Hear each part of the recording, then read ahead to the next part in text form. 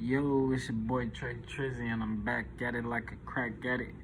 Y'all already know what it is. Before I get started on this video, I'm gonna ask y'all to like, comment, subscribe. Especially subscribe, you feel me? Type shit. But today we're gonna be speaking on Q50. We're gonna be talking about the Lil Durk case. Shit, the second murder for hire.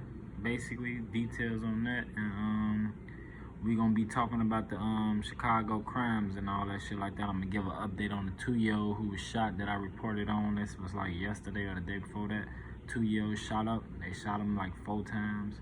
Yeah, it should be tweaking out here, but so yeah, shit. First we're gonna dive into Q50 shit. Word on the streets, folks might be free shit.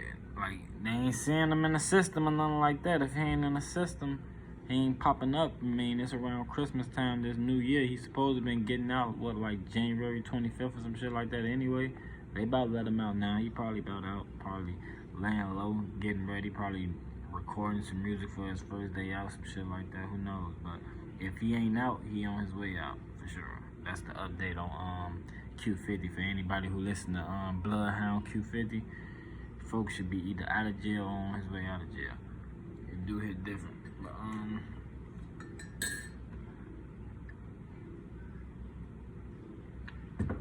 yeah, let's get into this Lil Durk case though. The second murder for hire on Lil Durk.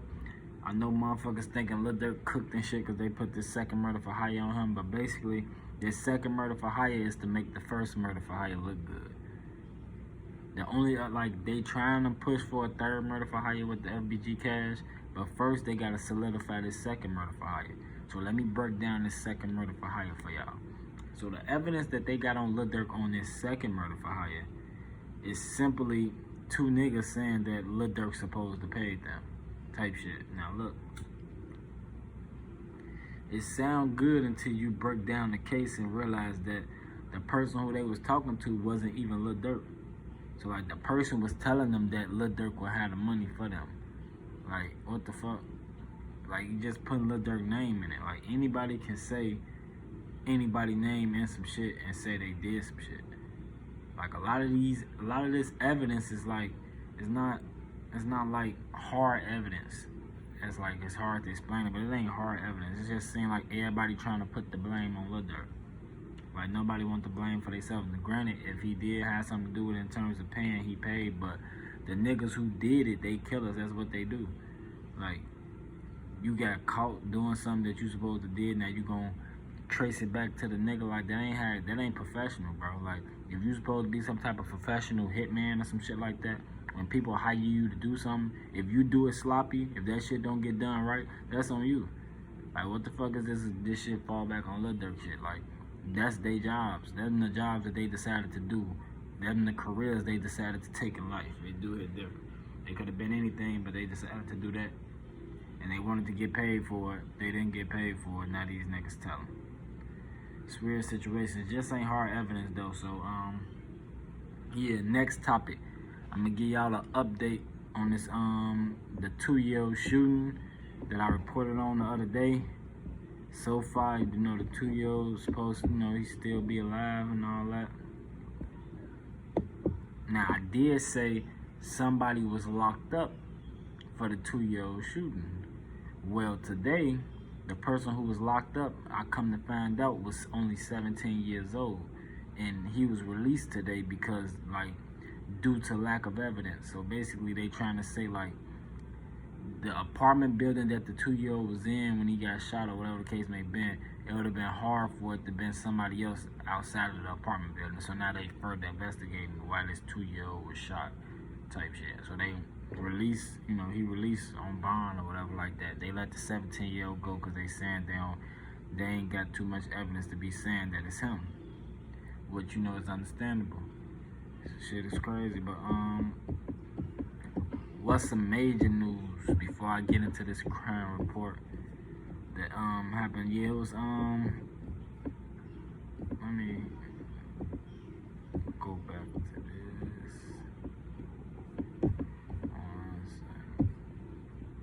So yeah, man, it's crazy because basically the suburbs in Chicago is like the hoods in other cities. It's hard to explain, but like our suburbs, or what's supposed to be like suburbs, they act like the hoods in other people's cities do. I mean, our hood We've way seen a lot of police activity here today on Miami Street in Park Forest. Detectives knocking on doors, continuing to search. Y'all see this? Patrick Mahomes is saying goodbye. People was tripping. He was actually saying goodbye to his old folks. I'm switching to the Let that ad go past real quick. I got time for that shit, but yeah, man, these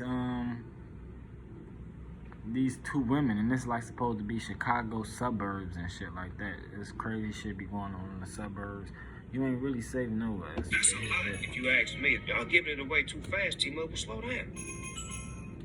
for evidence after finding two women dead inside of a home. All of this happened around 6 o'clock just last night as police got a call about a gunshot victim here on Miami Street. When police arrived, officers had to force their way into the home, and they found a 30-year-old Sabrina McCain and 51-year-old Lillian Brown with apparent gunshot wounds. There were also two children inside. Police say they were physically unharmed, and neighbors actually tell me that one of those children made the 911 call. One of the victims died on scene. The other died at the hospital. Yeah, oh, they was shot. I don't know why the caption say stabbed. That's a mistake on their part, but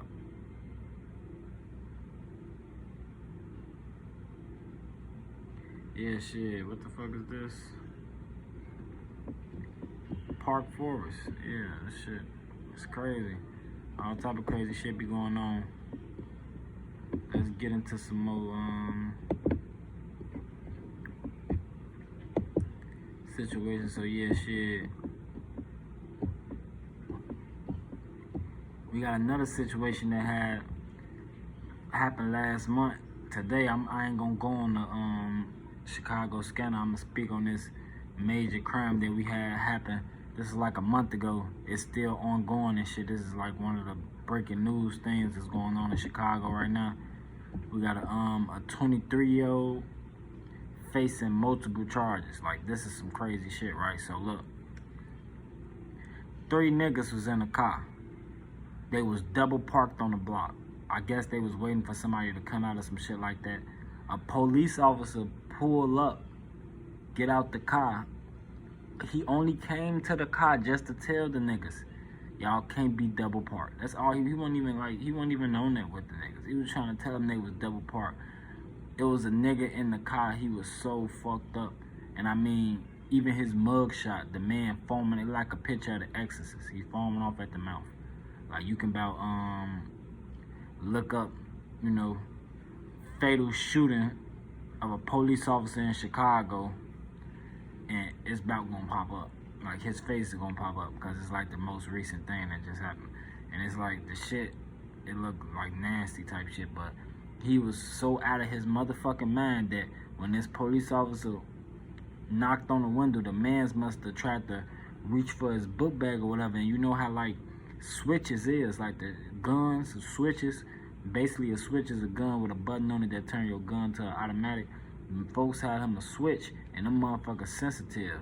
So I guess they thinking that like he tried to pop the police officer. In actuality, he was probably trying to get rid of his switch. He probably was trying to put his switch up. And by him doing that, he accidentally, the gun went off and killed the police officer and his mans in the driver's seat. So he killed the police officer and he killed his mans in the driver's seat. He got his other homie in the back seat, still alive.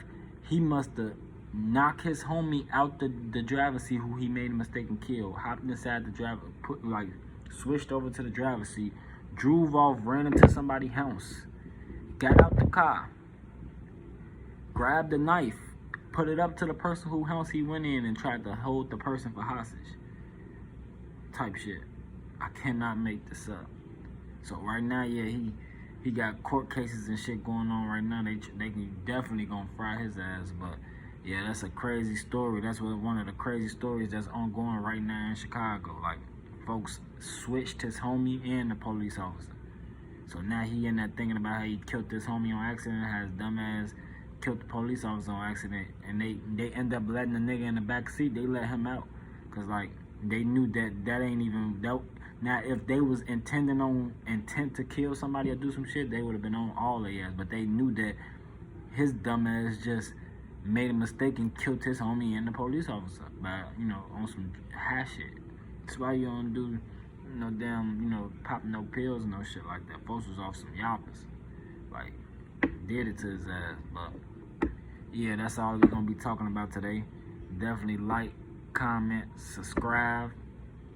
Let me know what y'all want to hear about. Any updates on anything that y'all might want to hear. I'm up out of here.